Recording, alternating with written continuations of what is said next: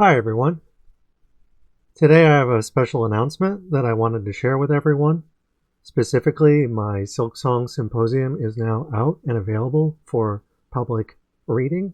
It's technically been out for a while now, but it is now finished, whereas before it was a work in progress. Today I wanted to read the review portion of the symposium and talk about some of the other details very briefly. That's all this video is going to be. It's basically an announcement celebrating the fact that I've completed the game, but also the symposium that talks about it. So, without further ado, let's get started. Before we do, just a little bit of information about me. My name's Persephone Vanderward. I have my MA in Gothic English Literature, an independent PhD in Gothic Poetics and Little Gothic BDSM, focusing partially on Metroidvania, and I am the author of the multi-volume nonprofit book series Sex Positivity, its art director, sole invigilator, illustrator, and primary editor, the other co-writer, co-editor being Bay Ryan. I'm a male to female trans woman, Tolkien and Amazon enthusiast, anti-fascist, atheist, and Satanist, polypan kinkster, erotic artist, pornographer, and anarcho-communist. You can financially support my blog through Ko-fi or Patreon. Also, if you want to support my YouTube channel, you can like, share, and subscribe, leave a comment, or share the videos elsewhere online. Any bit helps, and I appreciate anyone who provides any way that they can. So that's the info about me. The symposium itself, again, will basically be describing it in very loose detail. First, we'll just read the opening paragraph here. We'll look at the table of contents. We'll read the final review, and then maybe talk a little bit after that about what I plan to do moving forwards in regards to my Metroidvania work, given that I've just produced so much of it in the past. And this was supposed to be sort of like the capstone for everything. This is what inspired me to pursue my PhD. I basically was excited about Silksong after having recently gotten my master's, and it was something that I was looking forward to while working on my PhD. After my PhD, writing my book series, and a lot of essays and research that went into Metroidvania have come and gone since first hearing about the game, and now I've had a chance to play through the game. Not in its entirety. I beat the game, but I haven't beat it like 100%. But I've played enough of it to be able to say quite a bit.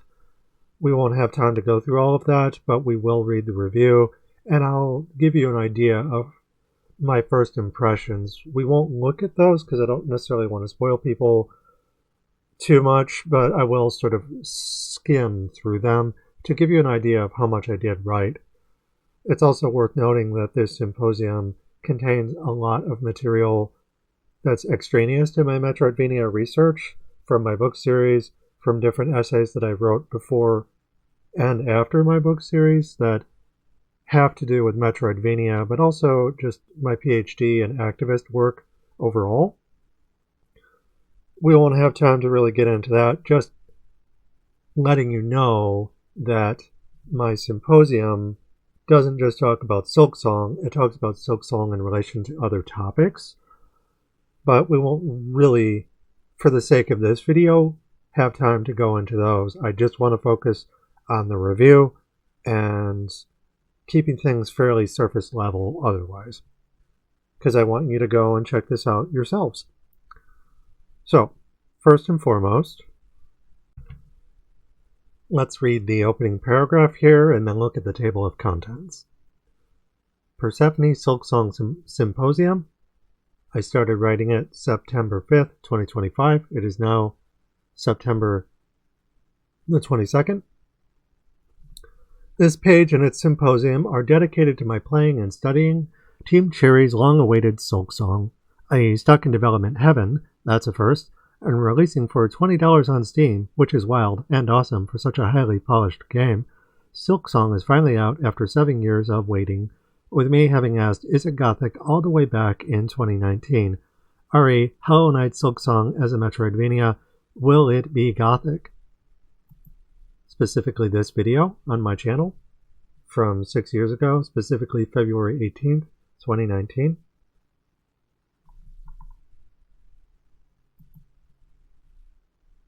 I guess now we'll see just how Gothic the game ultimately is, the Gothic being an older and continuous mode of expression that Metroidvania partake in video game form, i.e. to such a numinous read paralytic versus fight or flight degree that its Amazon's classic tools of abjection either further or reverse the abjection process Kristeva envisioned and Creed expressed in monstrous feminine language. Note, this symposium is no longer a work in progress, but still contains spelling grammar errors. It's part of my 2025 Metroidvania corpus.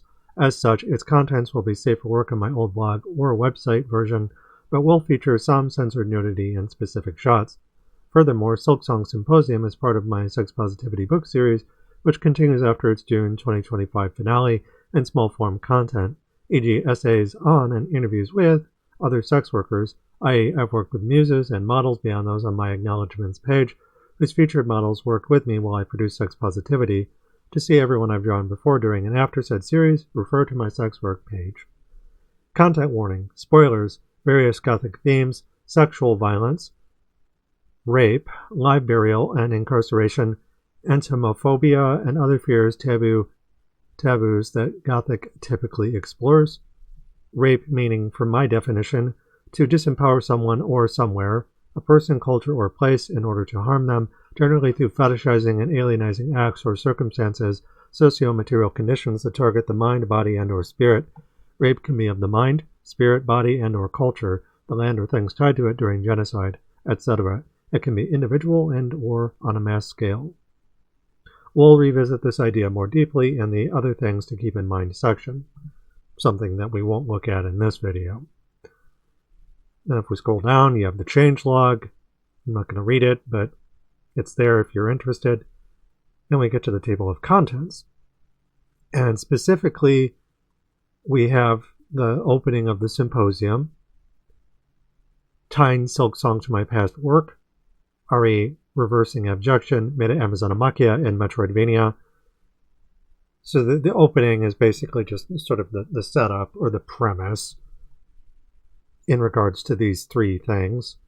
Before we start, some info about me, my obligatory Metroidvania definition, giving thanks to Team Cherry and Ginger, 4 main Gothic theories, some more keywords, both of which are essentials, so you should read those because otherwise my arguments won't make any sense. Then I have a preface. It's a two-parter, but it basically takes the premise that I set up during the opening and I kind of unpack it a little bit more in ways that the actual symposium won't have time to really get into. I'm kind of cheating because normally a symposium is something where you have about 20 minutes, you stand in front of people, and you basically are like, hey, this is what I'm going to write about. So the preface is basically sort of taking what I don't have time to really write on and connecting it to something that is effectively me researching in the moment.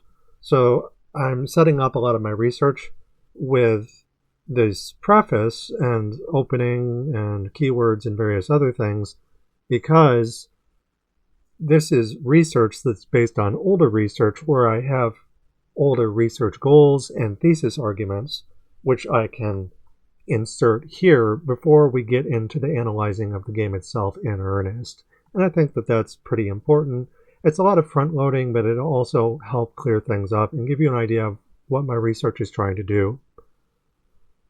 Even though this is basically the sundowning side of my Metroidvania work, I imagine there are various other Metroidvania I would like to play as well, but none of them I think I will spend as much time on as this. This is a very long game. It's very complex. It has a lot of moving parts. It has a lot of variety in terms of its ludological scheme, its Gothic space, and the way that that plays either in a straightforward or a non-linear fashion. It also is loaded with Gothic themes. So these are all things that I kind of set up here in the before we start section, kicking things off. The symposium focus, we're reiterating that. The numinous, in case you don't know what the numinous is, I talked about that. Summarizing my broader work, this symposium contributes to. So this is basically just a bite-sized version of everything that comes before it. We're basically reiterating what I talked about here. And then we get into my first impressions for Silksong, and this is factual observations and opinions. We go over Act 1, Act 2, and Act 3, the final boss, followed by the final review, which is short and sweet. So we'll be glossing over my first impressions specifically, and then we'll read the final review.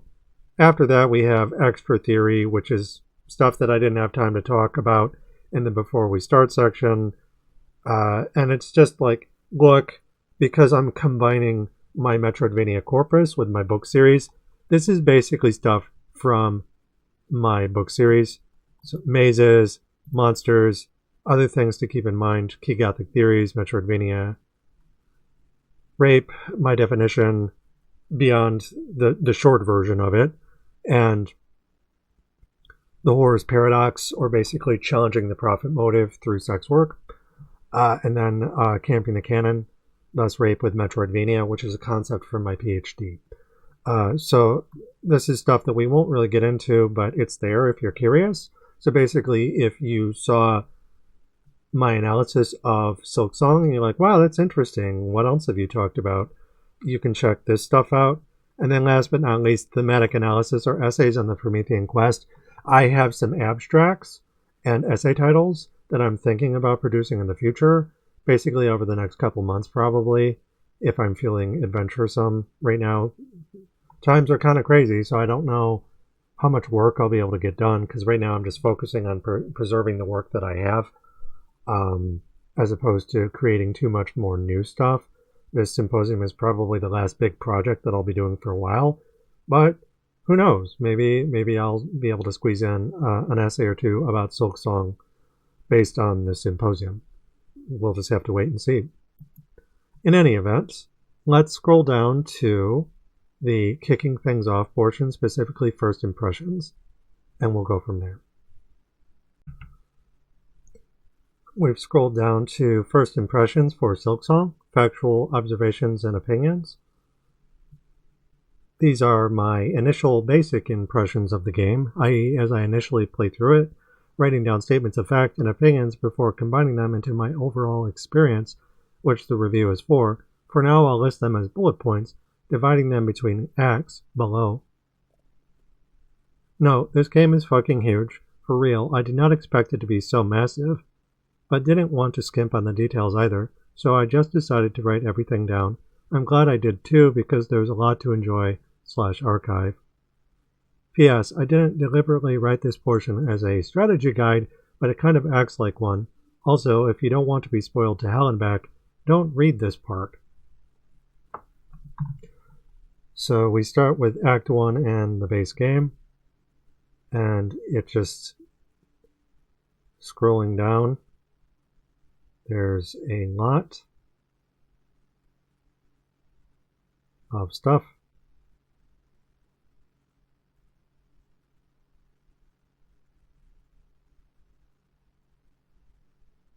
Still going.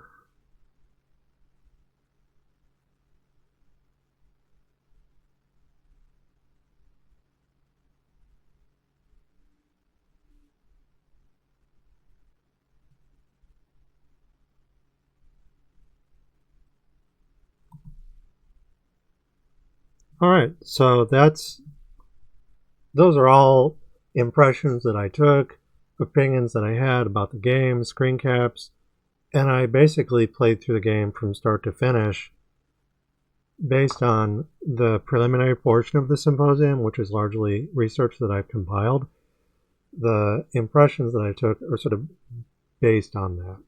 And now we arrive at the final review. Short and sweet. My opinion of the game, combining theory and statement of fact, observation with experience. I'll be keeping this short and sweet. What a time to be a Metroidvania fan. After X Fusion released and reviewing and playing that game, It feels wild being able to take my skills and review Silksong, the Metroidvania to end all Metroidvania, 8 years after its development and release, i.e. coinciding with my time in grad school onwards, into postgrad and beyond, approaching this project ever having written so much on Metroidvania. To it, I can really build on my research, but also take my time with this project, i.e. going in blind, enjoying myself. Having done so, this review takes the theoretical scaffold, itself embedded in my larger corpus and book series, and marries it to my list of first impressions, playing blind and taking notes. It's the best possible way to review something, not to simply slap a number score on it, but get all up in its guts while contributing hermeneutically to a larger body of work, at times setting the theory up and being too tired to play the game, but in truth enjoying myself plenty once I laid the groundwork. All that being said, let's get started. Note, I'm playing this after having beat the main game, but not necessarily 100%. This game, compared to the original, was released fully finished, no DLC required, so there may be things I have missed, e.g. town quests above, i.e. it's only based on a single playthrough, with a second follow-up review addendum potentially being required on future playthroughs. My initial feelings were a little underwhelming. However, the more I played, the more incredible and open the experience became, though I do have some critiques of the game overall. I don't know if I'd say Silksong is as radically different from OG Hollow Knight as Super Metroid was to Metroid 2, but the fact remains it appears similar while playing in ways that set it apart. It's the MGM Wizard of Oz versus Baum's original 1990 book. While plenty of things hold their own versus the original, the music this time out, while serviceable, just isn't as memorable overall as Hollow Knight 2017. And maybe that comes from me having had more time to play the game, thus commit its music to memory. However, the music for Hollow Knight wasn't always the most melody-driven. Like Surface Runner from Metroid 2, some tracks are straight-up bangers, but the tone was less anthemic and more morose and thoughtful. Even so, the City of Tears theme still slaps, and many of the horror themes do as well, saying nothing about the Castlevania-style music for Grimm. By comparison, Silksong's music doesn't really have any bangers. Everything works, but it doesn't really ever catch fire. Conversely, the bosses and crest system are easily the game's strongest suit. I'm mostly stuck with the Reaper crest, but found myself using Hunter by the end. Needless to say, there's plenty of different abilities to use, e.g. the Beast crest above, Rower. You get stronger as you collect power-ups, but not too strong. Instead, the fights wind up feeling like call-and-response dances, a la Dark Souls, challenging but not too brutal to the point that you want to pull your hair out, with just enough space between the save point and the battle to make death impactful, but not deflating in defeat.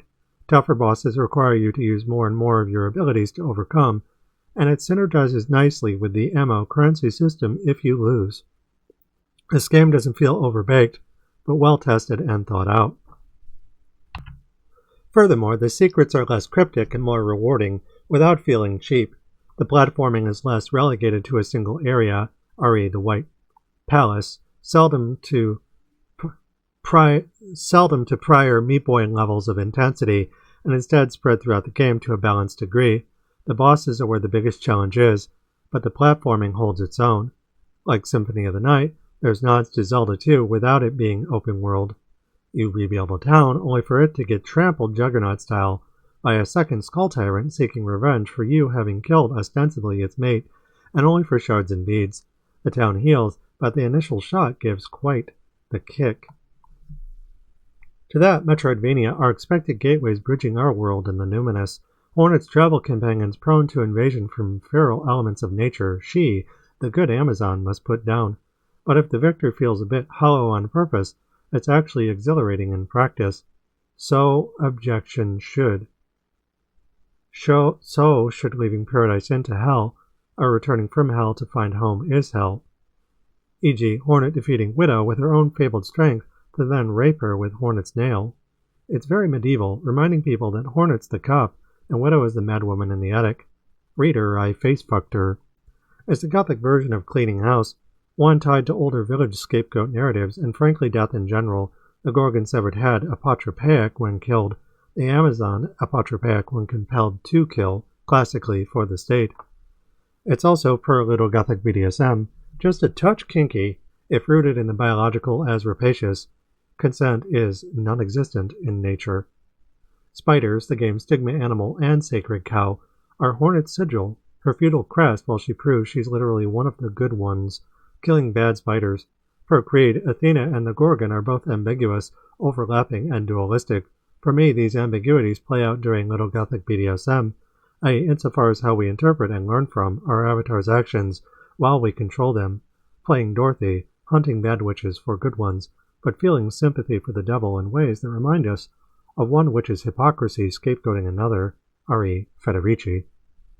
It only leans to more areas to rescue, more quests to act out, more White Castles to restore, from villages to actual castles, more witches to hunt, following the Yellow Brick Road, even if just as often the game prefers reds and blues. I love Silksong. It takes me back to when I was a kid, playing on my uncle's Amiga. It has similar levels of wonder and scale. I still can't believe they're selling this for $20. Then again, it's Team Cherry making the product of a lifetime and giving it to the people, rejecting raw greed in the process. It's heaven in a wildflower, as Blake would say, made with time, care, and love, and having an Orientalist stamp that's neither here nor there, but not strictly xenophobic, i.e. the false mother having hidden spider qualities below, her two-armed body denoting a sense of assimilation that Hornet ultimately rejects by reversing abjection. It kept getting better, and I loved nearly every second of it. However, the experience isn't completely perfect. It feels like two different games at times, and while these hold out very well and generally mesh to an organic degree, transitioning between them can lead to some mid-game confusion after much of the map is filled out, and you have to start completing the main quest, re. boss keys. I think it's also worth noting that your mileage may vary with the White Palace version 2.0 bits, after the exploration elements have dried up. Personally, I'm not a fan and never was, i.e. my criticism of it from the first game still holds up. If you don't like intense platforming challenges, then fuck you. Luckily, there's more combat woven in to spice things up a bit, and various charms make it easier than it could be otherwise, but that's still not the kind of challenge I was hoping for this time around. It is what it is. There also remain elements of the main quest that feel jank, re. bits and pieces that result from trying to be multiple games at once that don't really gel, and various bottleneck progression points that, ensconced Russian doll in a labyrinth in a maze, led to, along with a frustrating lack of clues and surprisingly unintuitive pathways, more frustration than I want to admit by the end of Act 2. Even so, I loved its Gothic themes, including a frank return to a dark pastoral, to reflect on life and death in scapegoat language that feels more descriptive than not dogma, but a slice of alternate history reflective of our world in crisis, graveyards, but also places of fresh life amid the rituals of reunion with death as alien.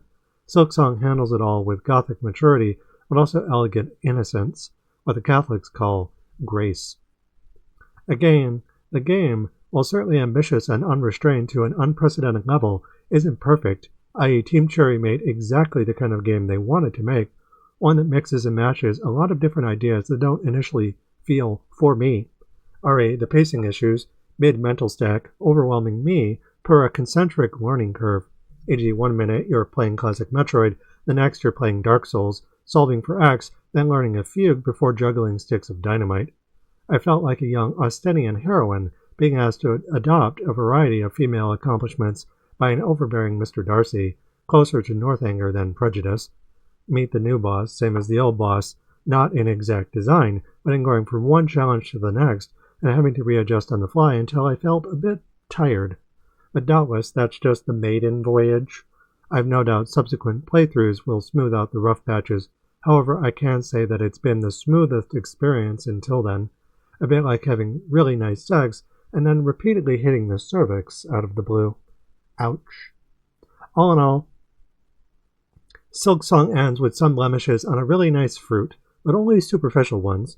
Given the incomplete parts of the map, I get the feeling there's a lot left to explore, thus secret endings and bosses to uncover.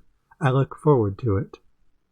Note, despite having RPG elements, Silksong didn't have a lot of grinding in it, with my playtime, including some AFK moments, clocking in at 55 hours. I can't honestly remember the last time I spent 70 to 80 hours in a game, not including MMOs, or Team Fortress 2.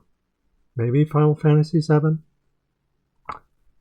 So that's the review. And again, mostly a positive experience. There's a couple rough spots, but yeah, that's basically how I felt.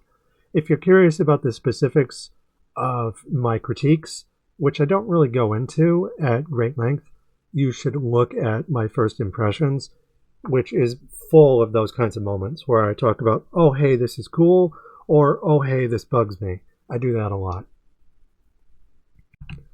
Last but not least, I wanted to look at some of the essays that I'm thinking about writing. These are merely the topics and abstracts. Note, I might do these in an actual symposium style, which is to say I make a looser script that I talk about in front of an audience about essays I plan to write, i.e. with a title, abstract, and very loose script under 20 minutes, and having a Q&A section at the end. We'll see. Circular Jeopardy, or Macro versus Micro Vampirism in Hollow Knight, Silksong City of Death, per my idea of vampire capitalism vis-a-vis Marx's Kapital, The World is a Vampire, covers macro vampirism versus vampirism in small, the body and or the space, i.e. the mechanical city is a factory of death, is the genocide industrial complex, history repeating itself on stage or off differently per cycle, but also area, e.g. Plato's Cave versus the Fall of Rome, Hellenist, Farloom, Palestine, etc., as traveling castles under capitalist realism, re the liminal ontology of war. Exotic Terror, or Amazon's Orientalism and the Numinous in Hollow Knight, Silksong. Close read Silksong per Edward Said's Orientalism and Culture and Imperialism vis-a-vis Rudolf Otto's Ideas of the Holy, and my own work on the Numinous. And last but not least, Cop or Criminal, Amazon Confusion in Hollow Knight, Silksong, explores the ambiguous ontology function of Hornet vis-a-vis my notion of Amazon Confusion from X marks the spot. Essays to be completed after my review at a later date. And again, these are just ideas. I don't necessarily know if I'm going to stick with these or not, but these are what I wrote down.